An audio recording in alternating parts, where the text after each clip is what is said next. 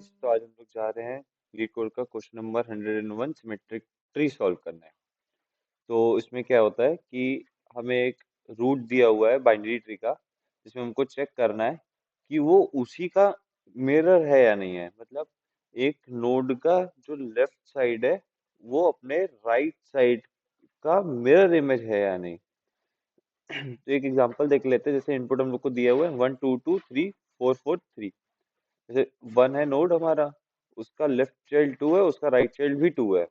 और हमारे left child का जो नोड है 2, उसका लेफ्ट चाइल्ड और right child mirror image form कर रहा है 1 के राइट चाइल्ड के लेफ्ट और राइट चाइल्ड से। जैसे यहाँ पे आप लोग देख सकते हैं, अगर यही चीज हम लोग यहाँ देखें तो ये नहीं हो सकता, क्योंकि 2 का राइट चाइल्ड है 3।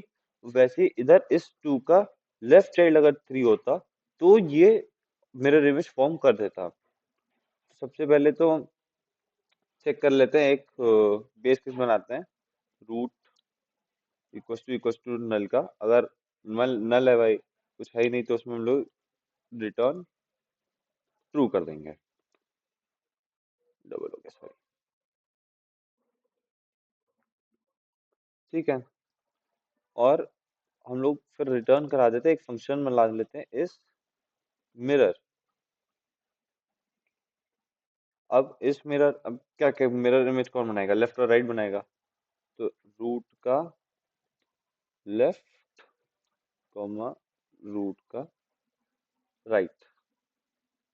ठीक है, हो गया इतना। इतना करने के बाद अब जैसे हम लोगों ने बनाया था, तो प्राइवेट बना लेते हैं बूलियन इस मिरर। सेम ही लिखना पड़ेगा, कुछ गलत करेंगे तो दिक्कत हो जाएगी। तो ट्री के नोड ले लेते हैं, एक पी मान लेते हैं और एक ट्री नोड हम लोग क्यू मान लेते हैं।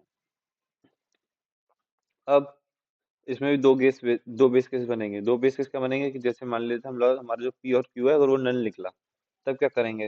अगर पी और क्यू हमारा नल निकला है, जैसे एक बेस केस बना के दिखाता हूँ। इफ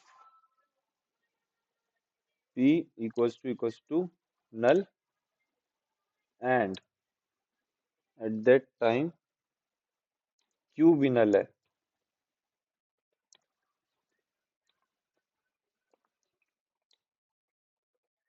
तो ये रिटर्न कर देगा ट्रू। वो ट्रू क्यों रिटर्न करेगा भाई? वो ट्रू इसलिए रिटर्न करेगा क्योंकि उसका मेन जो रूट है उसके लेफ्ट और राइट चाइल्ड दोनों ही नहीं है। तो जब लेफ्ट और राइट चाइल्ड ही नहीं है तो बात ही खत्म, वो अपने आप ही करेगा। लेकिन अगर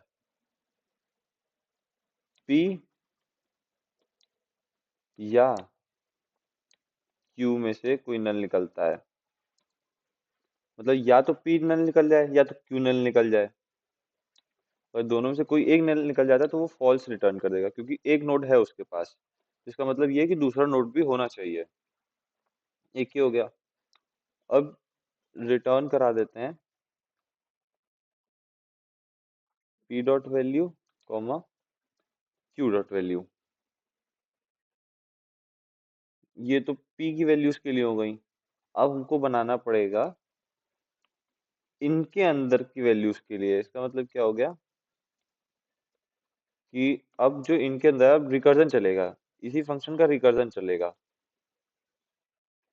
अब इस रिकर्जन का चलेगा p डॉट लेफ्ट का q डॉट राइट के साथ। मतलब अब जो है ट्री नोड p जो है, उस ट्री नोड p का लेफ्ट और जो q है उसका राइट मिरर इमेज चाहिए। तो जो है लेफ्ट है वो राइट के बराबर होना चाहिए। तो ये एक इसके लिए चलेगा, और सेम रिकर्जन चलेगा हमारा इनके राइट और लेफ्ट चाइल्ड के लिए, यानी कि p डॉट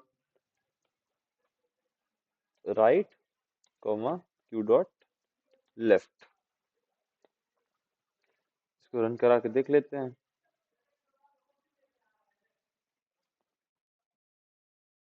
एक एरर आ रही है, कहाँ पे? Return p dot well comma q dot well. अच्छा, यहाँ पे हम लोगों को इक्वल टू लगाना है। भाई बताना पड़ेगा ना कि इक्वल है।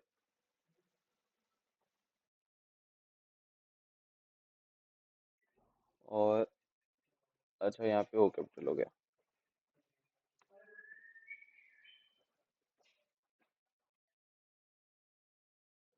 That's it, all set.